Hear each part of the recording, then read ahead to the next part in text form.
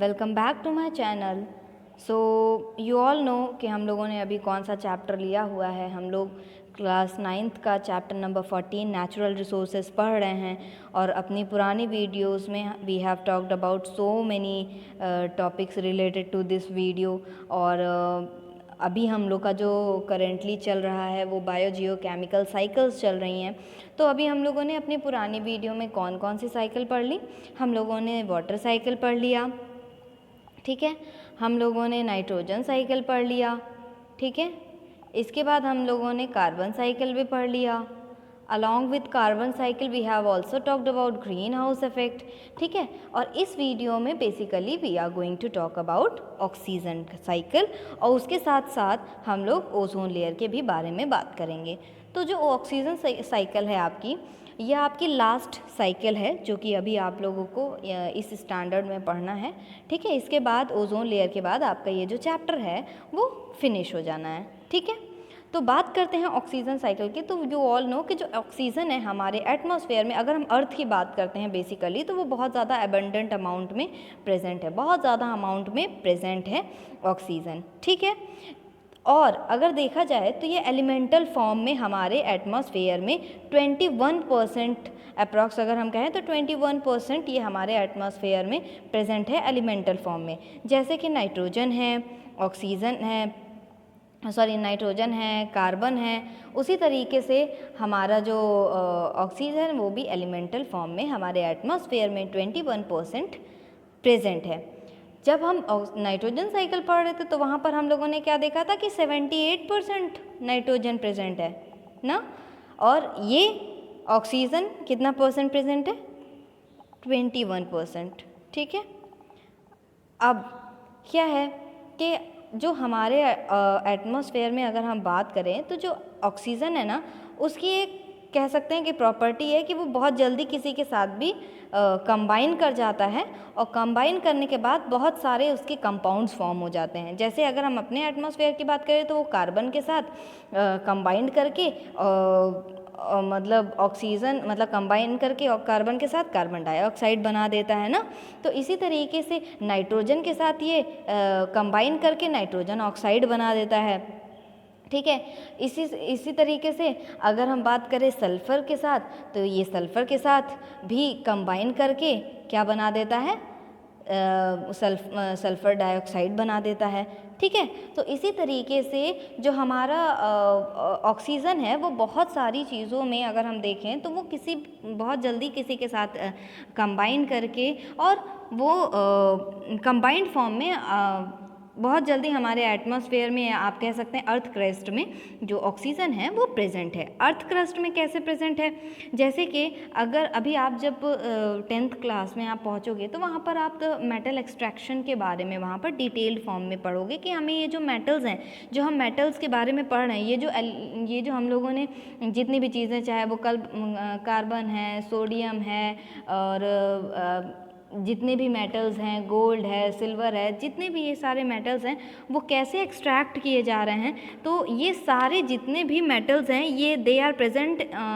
In the earth crust, ठीक है। Earth crust में ये प्रेजेंट रहते हैं और ये जो मेटल्स होते हैं ये ऑक्सीजन क्या रहता है ना, ये इसके साथ कंबाइन कर जाते हैं। ऑक्साइड का मतलब जहाँ पर आप ऑक्साइड देखें तो कभी भी ऑक्सीजन जो है ना वो आपको ऐसे अगर ऑक्साइड दिया है तो इसका मतलब है कि उसमें ऑक्सीजन है, मतलब ऑक्सीजन कंपाउंड उसमें है, इतना आप समझ जाइएगा। तो अगर हम देखें तो मेटल जो है ना वो अकेले नहीं है, वो उनके मेटल जो है वो ऑक्साइड फॉर्म कर लेता है, मतलब ऑक्सीजन के साथ कंबाइंड करके वहाँ पर रह रहा होता है, ठीक है। वो ऑक्सीजन के साथ कंबाइंड करके अर्थ क्रस्ट में वो वहाँ पर रह रहा होता है और हमें कार्बन को ऑक्सीजन को अलग करके तब मेटल को एक्सट्रैक्ट करना पड़ता है। मान लीजिए अगर हमने लेड लिया, हमें लेड निकालना है हमारे अर्थ क्रस्ट से, तो अर्थ को क्रस्ट को ऐसा नहीं कि थोड़ा सा हमने मिट्टी को खोदा और हमें लेड मिल गया, ऐसा नहीं है।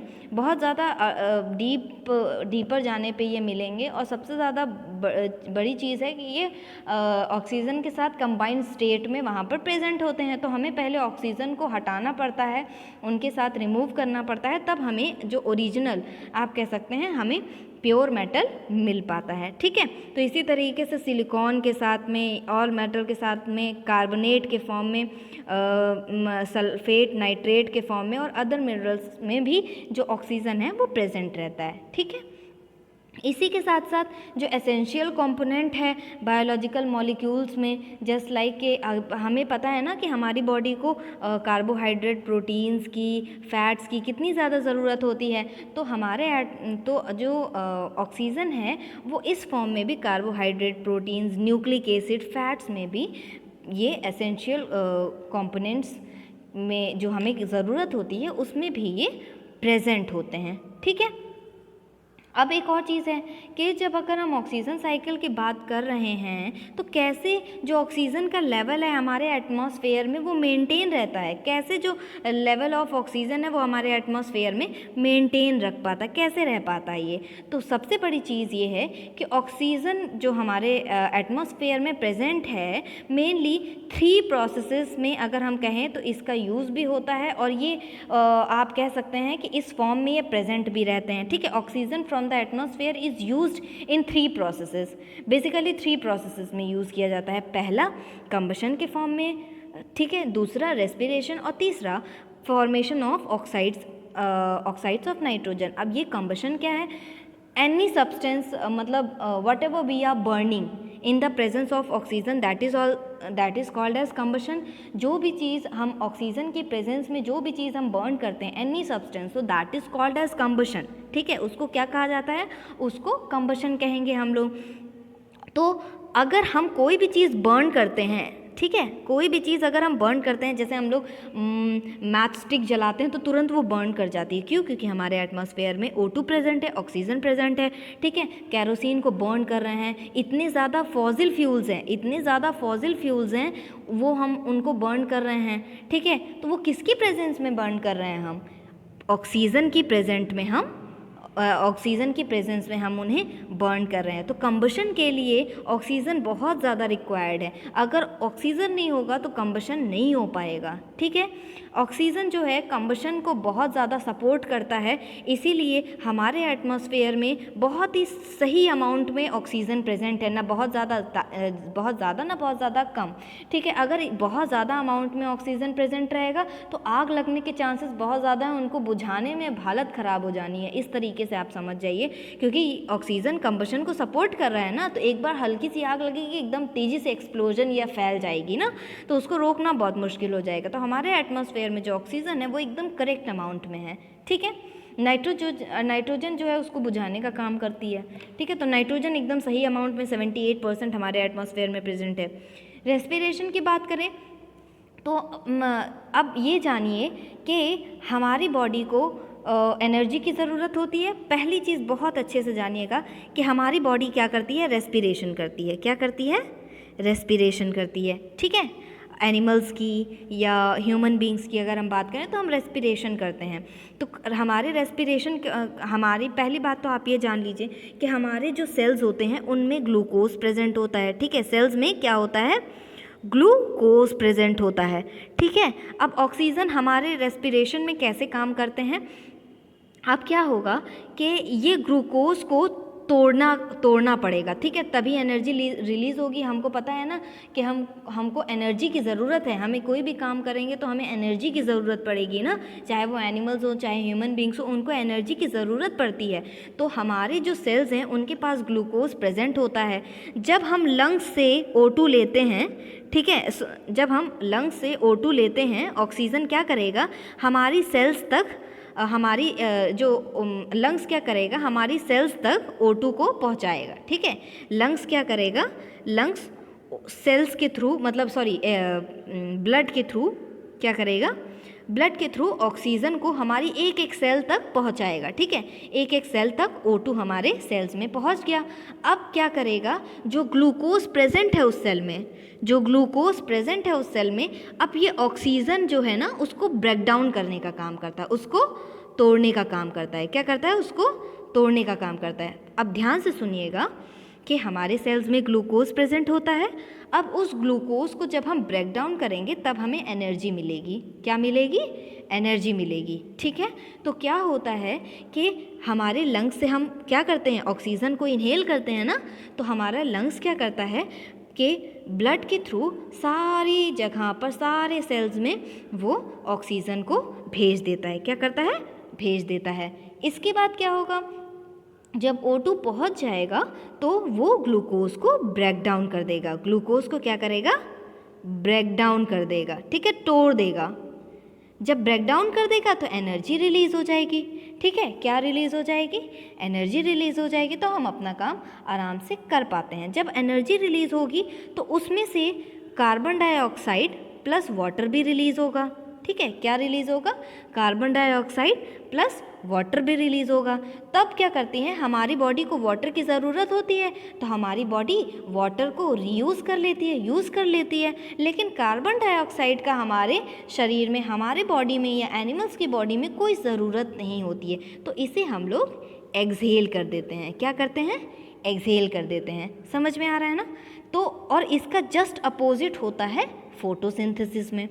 फोटोसिंथेसिस में क्या होता है, जब हम CO2 बाहर निकाल देते हैं, क्योंकि हमें CO2 की तो ज़रूरत है नहीं, हमने उसको बाहर निकाल दिया, एक्सहेल कर दिया लंग्स के थ्रू। अब क्या करेंगी कि ये CO2 हमारे एटमॉस्फेयर में चली जाएंगी, हमारे प्लांट्स इनको एटमॉस्फेयर से लेंगे और सनलाइट की प्रेजेंस में CO2 इनको मिल गया।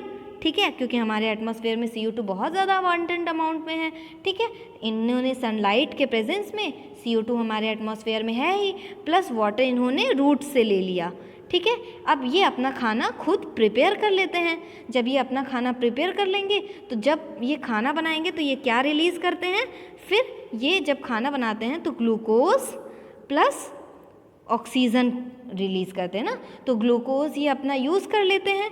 ठीक है, और O2 को ये, जैसे हम लोग क्या करते हैं, एक्सहेल करते हैं ना, तो ये O2 को एक्सहेल करते हैं। ठीक है, O2 को एक्सहेल कर देते हैं तो ये हमारे एटमॉस्फेयर में आ जाते हैं और हम इन्हें फिर से यूज़ कर लेते हैं। तो फोटोसिंथेसिस जो है वो जस्ट अपोजिट है रेस्पिरेशन का। ठीक है, और रेस्पिरेशन जस्ट अपोजिट है फोटोसिंथेसिस का। ठीक है, इस तरीके से ये जो प्रोसेस है वो रेस्पिरेशन का वो चलता रहता है। ठीक, और दूसरी चीज़, जो ऑक्साइड्स बन रहे हैं नाइट्रोजन के, इसमें फॉर्म करने में भी ऑक्सीजन की ज़रूरत होती है ना। जैसे अभी हम लोगों ने नाइट्रोजन साइकिल पढ़ी थी ना, तो हम लोगों ने देखा था कि हम लोगों ने क्या देखा था कि जब हम लोग बात कर रहे थे नाइट्रोजन साइकिल की, तो हम लोगों ने देखा था ना कि अमोनिया से नाइट्राइट्स बन रहे थे, फिर नाइट्रेट्स बन रहे थे। ठीक है, तो इसमें क्या है, ऑक्सीजन के ऑक्साइड कंपाउंड्स प्रेजेंट है ना, ऑक्सीजन के कंपाउंड्स प्रेजेंट हैं। इसके अलावा नाइट्रोजन के ऑक्साइड भी प्रेजेंट है ना इसमें। तो वो सारी चीज़ें हम लोग यहाँ पर देखें ना कि तो जो ऑक्साइड्स बन रहे हैं ना नाइट्रोजन के, वो भी उसमें भी ऑक्सीजन बहुत ज़्यादा हेल्पफुल है। ठीक है, इसके अलावा oxygen is also return to the atmosphere in only the major process that is photosynthesis. जो मैंने बताया ना वही चीज़ यहाँ पर बताई गई है। ठीक है, इसके अलावा अगर हम देखें तो ऑक्सीजन, आई होप आपको ये सारी चीज़ें मतलब समझ में आ रही होंगी। ठीक है, तो यहाँ पर वही चीज़ बताई गई है कि अगर हम रेस्पिरेशन के लिए करें तो बहुत ज़रूरी है। 3 मेजर कंपोनेंट हैं जिनमें मतलब हम लोगों ने अभी बात की ना, कंबशन के लिए बहुत ज़्यादा इंपॉर्टेंट है ऑक्सीजन, रेस्पिरेशन के लिए तो है ही इंपॉर्टेंट, क्योंकि हम और कोई गैस नहीं ले सकते हैं। रेस्पिरेशन के लिए ह्यूमन बींग्स या एनिमल्स और कोई गैस नहीं ले सकते हैं, वो केवल उनको ऑक्सीजन की ही ज़रूरत पड़ती है। ना वो कार्बन डाइऑक्साइड ले सकते हैं, ना नाइट्रोजन, ना कोई और गैस। हमारी बॉडी के लिए ऑक्सीजन गैस ही बेनिफिशियल है and we have to take only that gas. ठीक है, फिर इसके बाद अब एक और चीज़ दिया है कि though we usually think of oxygen as being necessarily to life, we all know कि हमारे लिए नेसेसरी है in the process of respiration.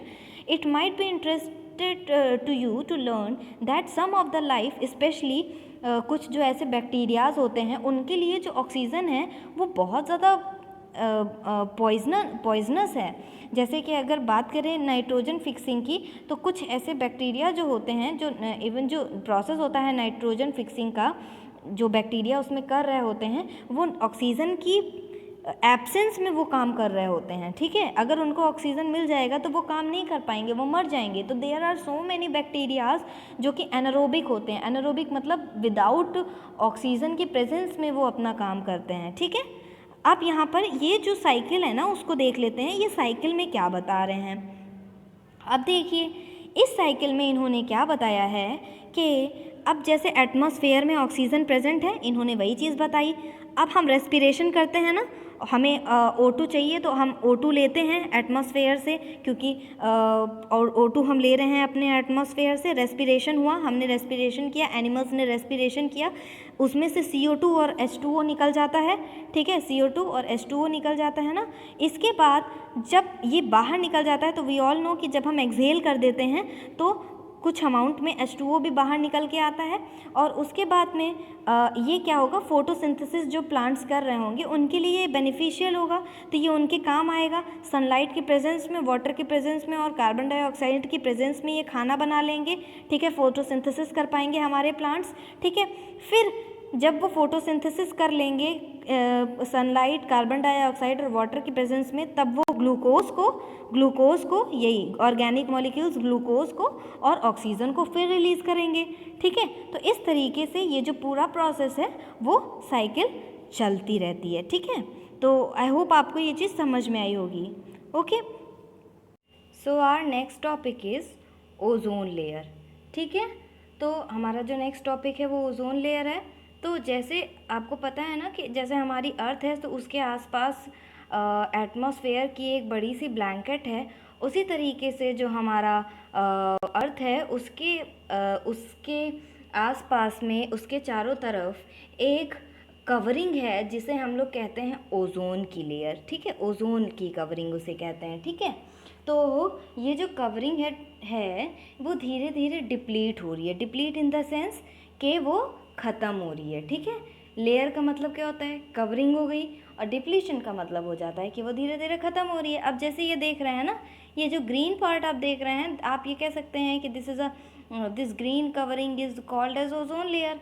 लेकिन ये जो बीच में पर्पल कलर का और मैजेंटा कलर का आप ये कुछ स्ट्रक्चर देख रहे हैं, ठीक है, ये मैजेंटा कलर का जो स्ट्रक्चर है, इसका मतलब है कि अब वहाँ से ओजोन लेयर ख़त्म हो रही है, ठीक है। वहाँ से अब ओजोन लेयर ख़त्म हो रही है। तो ये धीरे धीरे ये कुछ सन्स का, जैसे अक्टूबर 1980 में देखा गया कि कैसे था, अक्टूबर 85 में देखा गया, 1985 में देखा गया कि कैसा था, फिर अक्टूबर 1990 में देखा गया कि कैसा था, ठीक है। क्या ओजोन की डिप्लीशन में कितना डिफरेंसेस आ रहे हैं अपने उनके साथ में, मतलब वक्त के साथ साथ में, ठीक है। तो पहले हम ये जान लेते हैं ओजोन है क्या, ठीक है। ओजोन क्या है पहले हम ये जान लें। तो पहले आप ये जान लीजिए कि बेटा कि ओजोन क्या है। Ozone is an allotrope of oxygen, ठीक है। तो जब हम ओजोन की बात करते हैं कि ओजोन इज़ अ एलोट्रॉप, ठीक है, एलोट्रॉप ऑफ ऑक्सीजन, तो इसका मतलब होता है एलोट्रॉप। तो ज़्यादा आप जब हायर क्लासेस में जाएंगे, इवन तभी आप जब नेक्स्ट क्लास में जाओगे 10th में, तभी आपको ये चीज़ क्लियर हो जाएगी। लेकिन छोटी सी चीज़ बता देती हूँ कि क्या होता है कि जैसे O2 एक एलिमेंट है, ऑक्सीजन एक एलिमेंट है ना, तो एलिमेंट में एक एलिमेंट के पास में ना एक टेंडेंसी होती है, ठीक है। जैसे ऑक्सीजन है, ऑक्सीजन एक एलिमेंट है, तो एलिमेंट के पास में एक टेंडेंसी होती है कि वो एक या एक से ज़्यादा फॉर्म में एग्जिस्ट कर सकते हैं, ठीक है, या वो एग्जिस्ट कर पाएँ। तो इसी टेंडेंसी को हम एलोट्रॉपी बोलते हैं, एलोट्रॉपी बोलते हैं, ठीक है। तो यहाँ पर वही चीज़ बताई गई है कि ओजोन क्या है ना, वो एक एलोट्रॉप है ऑक्सीजन का। समझ में आया। ओजोन जो है वो ओजोन जो है वो 3 एटम्स ऑफ ऑक्सीजन से मिल करके बना हुआ है। 3 एटम्स ऑफ ऑक्सीजन से मिल करके बना हुआ O3। लेकिन O2 जब हम लिखते हैं तो ये क्या हो जाता है, ऑक्सीजन। लेकिन जब हम O3 लिखते हैं तो ये क्या हो जाता है, ओजोन। क्या हो जाता है, O3। अब देखिए एक एटम ही बढ़ा लेकिन पूरा नाम ही चेंज हो गया, पूरा वर्किंग ही चेंज हो गई ना। तो जो 3 एटम्स होते हैं ऑक्सीजन के, वो मिला करके ओजोन बनती है। ओज़ोन की जो गैस होती है वो थोड़ी सी ब्लूइश कलर में होती है, सॉरी थोड़ी सी ब्लूइश गैस होती है और थोड़ी पंजेंट सी उसकी ऑर्डर होती है, ठीक है। उसकी ऑर्डर कैसे होती है, थोड़ी पंजेंट सी होती है और थोड़ी सी ब्लूइश गैस होती है, ठीक है, ब्लू गैस होती है आप कह सकते हैं। लेकिन ये जो ओज़ोन है, ठीक है, क्या है, ये जो ओज़ोन की लेयर है, ये जो ओज़ोन गैस है, बहुत ही ज़्यादा हाईली पॉइजनस है लिविंग ऑर्गेनिजम्स के लिए। क्या है, बहुत ही ज़्यादा हाईली पॉइजनस है, ठीक है, लिविंग ऑर्गेनिजम्स के लिए बहुत ज़्यादा पॉइजनस है ये। तो अब बात करें, अब आपके मन में एक क्वेश्चन में भी उठ रहा होगा कि अगर ये हमारे लिए हार्मफुल है, लिविंग ऑर्गेनिजम्स के लिए, अभी मैंने बताया कि this gas is very harmful, ठीक है, ओजोन गैस, तो फिर अगर ये डिप्लीट हो रही है, अगर ये ख़त्म हो रही है तो ये अच्छी बात है, ख़त्म हो जानी चाहिए ना, अच्छी चीज़ है। वो क्यों हम इसके डिप्लीशन को लेकर के इतना परेशान हैं या बुक में ही पढ़ रहे हैं, ऐसा क्यों? क्योंकि अभी हम लोग आगे देखेंगे ना कि ये जो ओज़ोन की लेयर होती है ये बहुत ही ज़्यादा, आप कह सकते हैं, पॉइजनस तो होती है, ठीक है, ozone is poisonous and we are lucky that it is not stable nearer to the earth surface, और हम बहुत लकी भी हैं कि अर्थ सरफेस के आसपास बहुत ज़्यादा नहीं है, ट्रोपोस्फेयर में ये पाई जाती है, ठीक है, but it performs an essential function where it is found, जहाँ पर ये पाई जाती है वहाँ पर ये बहुत ही एसेंशियल फंक्शन इसका होता है। क्या, अब जैसे सन की जो रेज़ आती हैं ना, सन की जो रेज़ होती हैं, ultraviolet rays, UV rays जिसे हम कहते हैं ना, अल्ट्रा वायलेट रेज़ जो होती हैं, अल्ट्रा वायलेट रेडिएशन, ये जो हाई एनर्जी सन से निकल करके आ रही है, तो ये जो ओज़ोन होती है ना, ओज़ोन की जो लेयर होती है वो क्या करती है कि इस अल्ट्रा वायलेट रेज़ को हमारे तक, मतलब इस अल्ट्रा वायलेट रेज़ की हार्मफुल गैसेस हमारे तक पहुंचाने में क्या करती है, इनको रोकती है, ठीक है। कैसे रोकती है, जब ये ozone UV rays ozone gas पे पड़ती हैं, ओज़ोन लेयर पे पड़ती हैं, जब ये यूवी रेज़ सन की ओज़ोन लेयर पे पड़ती हैं तो वो क्या हो जाता है, वो स्प्लिट हो जाती है मॉलिक्यूलर ऑक्सीजन और एटॉमिक ऑक्सीजन में। मतलब मॉलिक्यूलर ऑक्सीजन का मतलब हुआ O3, जब ये ऐसे बता देती हूँ, O3 जब यूवी रेज़ के साथ, मतलब यूवी रेज़ आएगी तो उसके पहले मतलब O3 उसको पहले मिल जाएगी, ठीक है। जब अर्थ सरफेस की अगर हम बात करते हैं ना, तो उससे पहले अर्थ के सराउंडिंग में क्या है, ओज़ोन है, तो उसको पहले क्या मिलेगी, ओज़ोन लेयर मिलेगी। तो यूवी रेज़ क्या करती हैं, ओज़ोन लेयर पे जब पड़ती हैं तो ओज़ोन लेयर उसको स्प्लिट कर देती है।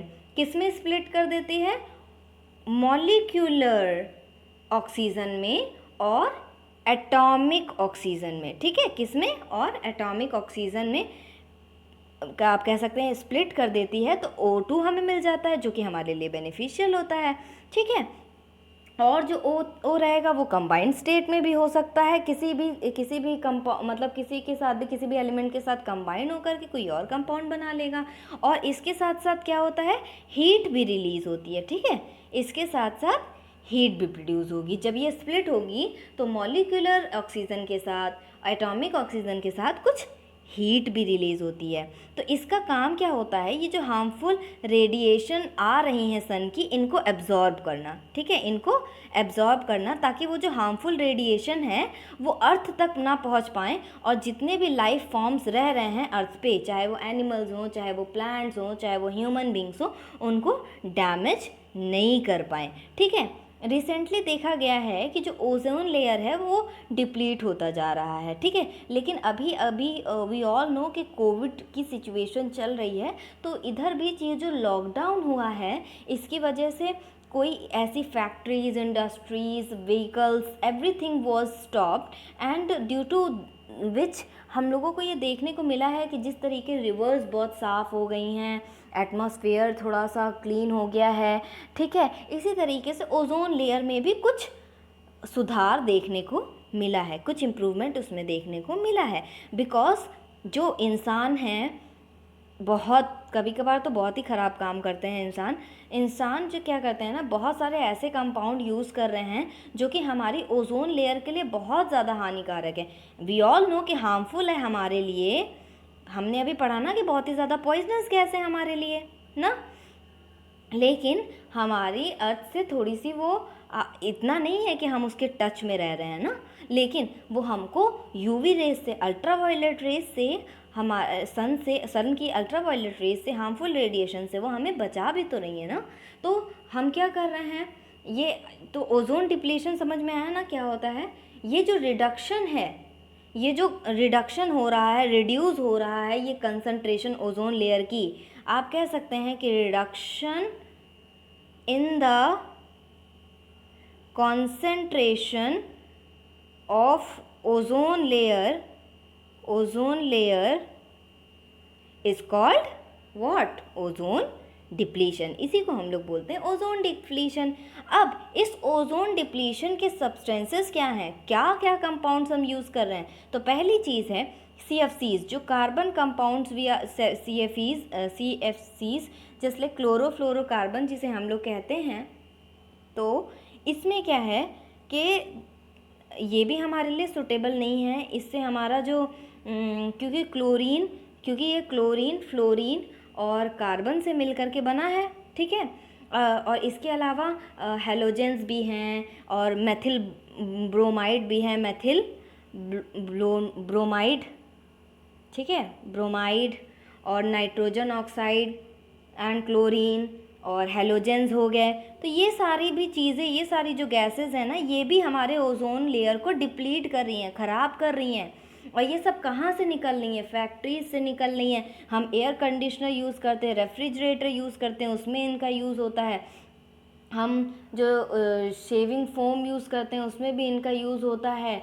कई कई जगहों पर ये जो मैंने अभी जिनका नाम लिया है, ठीक है, जितने भी ओजोन डिप्लीशन के सब्सटेंसेस हैं, ठीक है, ज़्यादा तक जितने का भी मैंने नाम लिया है, हेलोजेंस है, CFCs है, मेथिल ब्रोमाइड है, नाइट्रोजन ऑक्साइड एंड क्लोरीन है, और आप कह सकते हैं इन सब के में बेसिक जो चीज़ है ना, वो कार्बन के कंपाउंड्स होते हैं और फ्लोरीन और क्लोरीन के होते हैं, ठीक है, which are very stable and not degraded by any biological process.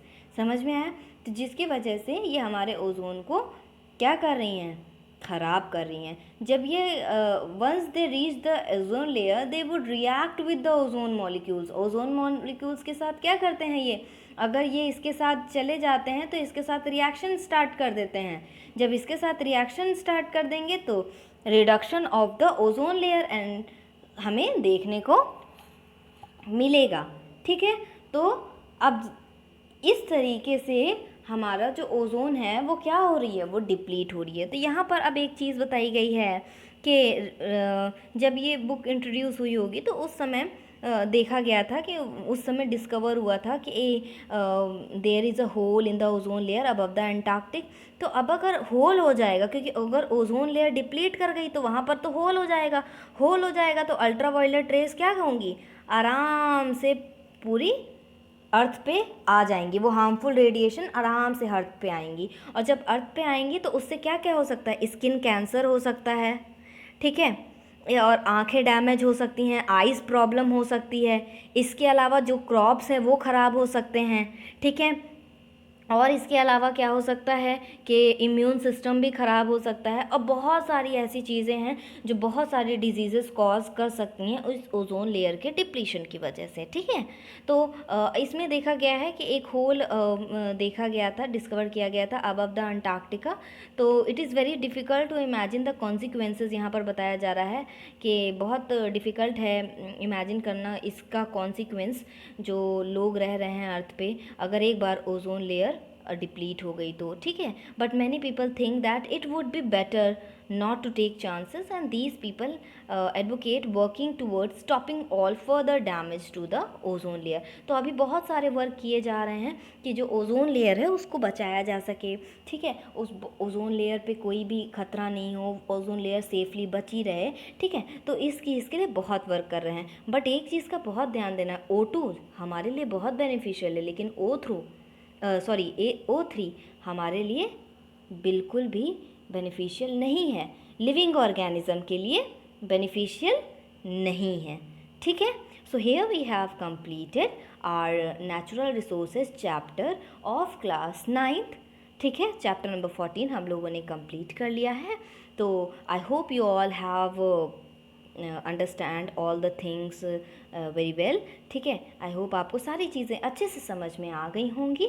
ठीक है, एक बार अगर आप सारी चीज़ों को रीड कर लेंगे ना, सो आपके जितने भी डाउट्स हैं ना वो धीरे धीरे और क्लियर हो जाएंगे। ठीक है, so see you in the next video. Okay, जैसे ही नेक्स्ट वीडियो आएगी दूसरे चैप्टर पे, so we will meet there. And please subscribe to my channel, like and share with your friends. Thank you.